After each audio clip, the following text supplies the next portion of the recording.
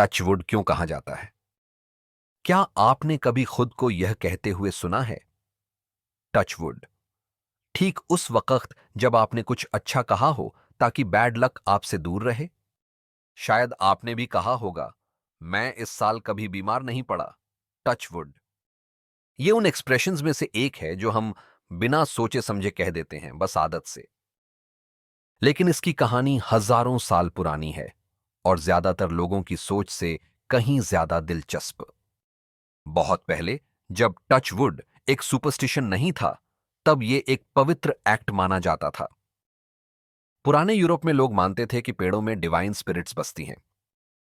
जैसे कि सेल्ट्स लोग, वो ओक और यू जैसे पेड़ों को पवित्र मानते थे, रक्षक, संरक्षक और अदृश्य शक्तियों का घर।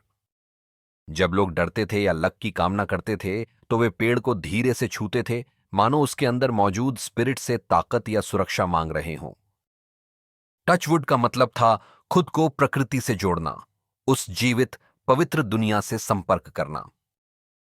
जब क्रिश्चियनिटी यूरोप में फैली, तो यह पुरानी परंपरा खत्म नहीं हुई, बस इसका अर्थ बदल गया। कई लोग मानते हैं कि यह gesture the wood of the cross से जुड़ गया, एक शांत संकेत जो क्राइस्ट के जरिए डिवाइन प्रोटेक्शन मांगता था। मिडिल एजेस तक आते आते टचिंग वुड आस्था, सुरक्षा और किसी ऊंची शक्ति में विश्वास का प्रतीक बन गया। लेकिन यह सिर्फ यूरोप तक सीमित नहीं था। मिडिल ईस्ट में लोग नॉक ऑन वुड कहते हैं ताकि खुद को ईवल आई से बचा सकें। यह विश्वास कि ईर्ष्या या प्रशंसा से बैड लक आकर्षित हो सकता है। टर्की और ईरान में लोग लकड़ी की बीड्स छूते हैं ताकि बुरा भाग्य दूर रहे। इंडिया में भी बहुत लोग कुछ अच्छा कहने के बाद सिर या जमीन को छूते हैं, एक छोटा सा जेस्चर, किस्मत के सामने विनम्रता दिखाने के लिए। दुनिया भर में संदेश एक ही है। कुछ अच्छा बोलने के बाद हम इंस्टिंक्टिवली कोशिश करते हैं कि किस्मत हमें ज्यादा सुन न ले। 19वीं सदी तक टचवुड ब्रिटेन में बहुत कॉमन हो गया था। अमेरिका में इसका रूप नॉक ऑन वुड बन गया, शायद पुराने बच्चों के खेलों से, जहां लकड़ी को छूना सेफ माना जाता था।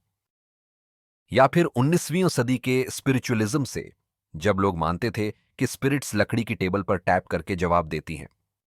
रास्ता कोई भी रहा हो, अर्थ वही बना रहा, एक छोटा सा जेस्चर जो लक को थामे रखने की कोशिश करता है या उसे फिसलने से रोकता है।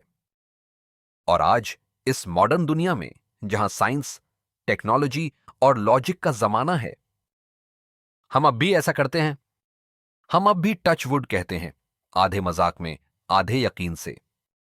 यह एक आदत है जो हमें हमारे पूर्वजों से जोड़ती है, उस समय की हल्की सी गूंज जब हर पेड़ पवित्र था और हर शब्द का वजन था। तो अगली बार जब आप टचवुड कहें, तो याद रखिए, आप 3000 साल पुरानी परंपरा को आगे बढ़ा रहे हैं, इंसान और प्रकृति के बीच की बातचीत। एक जेस्चर जो कहता है कि हम आज भी कहीं ना कहीं दिल के भीतर मानते हैं कि ब्रह्मांड सुनता है, और थोड़ा सा विनम्र होना शायद किस्मत को हमारे पक्ष में रख सकता है।